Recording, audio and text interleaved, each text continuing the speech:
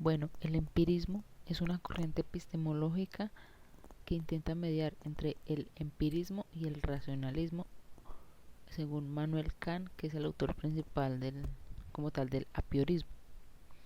En el empirismo, la crítica kantiana toma en cuenta las relaciones que rigen las impresiones sensibles.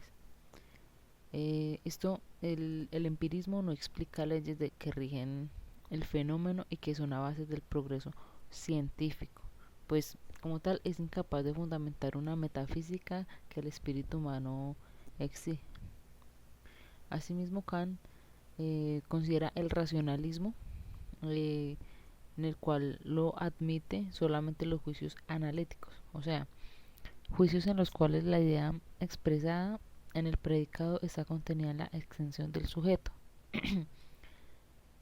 Son independientes de la experiencia y por ende, como tal, son inútiles. El empirismo, a su vez, también admite solo los juicios posteriores, es decir, juicios en los cuales la relación entre el sujeto y el predicado se funda en los datos de la experiencia.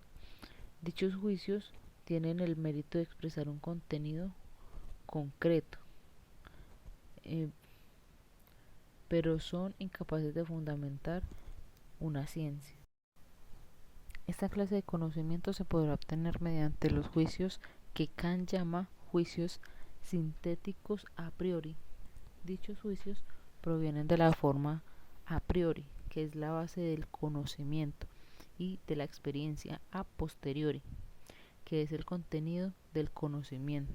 Pero ahora aparecen también aquí la dificultad que se le presentó como tal en el racionalismo, que resuelve la dificultad diciendo que la forma de a priori, es decir, el elemento racional, es el que establece las relaciones necesarias y universales entre los fenómenos del contenido. Con esto Kant afirma que el origen de las cosas los forma la actividad de nuestro entendimiento. La experiencia sensible nos proporciona solamente el contenido, que es un material caótico. El sujeto pensante establece la relación, el orden y el dicho en material. Como tal, en el origen, la frase en latín a priori, así como a posteriori, aparecen en la época de Euclides, aproximadamente 300 años antes de Cristo. Un uso temprano en el ámbito filosófico también se detecta en Platón, cuando plantea su teoría de las ideas, diferenciando el mundo sensible del inteligible. En este último se encuentran las cosas universales, eternas e inmutables, a las que solo se les puede acceder a través de la razón. Luego de eso, a partir del siglo XIV, se hacen referencia a ambas formas de conocimiento en los escritos de Alberto de Sajonia y de Georgi Berkeley. Sin embargo, como tal, el origen de a priori, en su máxima esencia, se remonta a los planteamientos de Kant, cuya filosofía intentaba mediante el racionalismo y el empirismo de Locke y Hume. Asimismo, Kant consideraba que la materia del conocimiento procedía de la experiencia, lo que serían las sensaciones, pero estas, al carecer de reglas y orden, aparecen de manera caótica. En cuanto viene el pensamiento a darle forma y orden, conectándose con los contenidos de las sensaciones. Como tal, Kant planteaba que el origen se daba por una sucesión y como tal teniendo parámetros del espacio y el tiempo. Luego de esto llega a plantear hasta 12 categorías o formas del pensamiento. En cuanto a los representantes, tenemos a Immanuel Kant, que nació en 1724 y murió en 1804, quien fue un filósofo alemán que planteó que todo conocimiento comienza con la experiencia, pero niega que derive en su totalidad de ella, intentando así resolver la política entre innatista y empirista. Considera que no existen conocimientos innatos, pero sin embargo, para que exista conocimientos es necesario que el hombre, con su capacidad, intervenga la experiencia.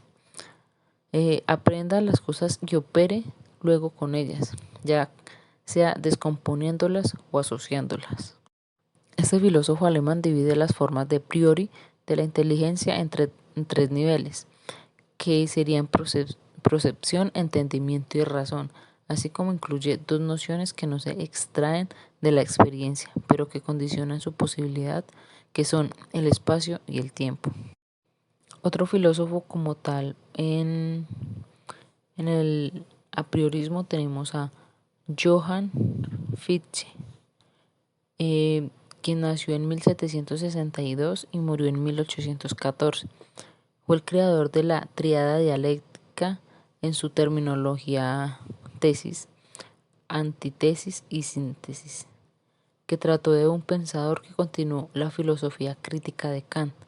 Se considera un enlace entre apriorismo por generar un giro hacia el sujeto pensante que dota de sentido al pensamiento cognitivo y que caracteriza a todo el idealismo alemán.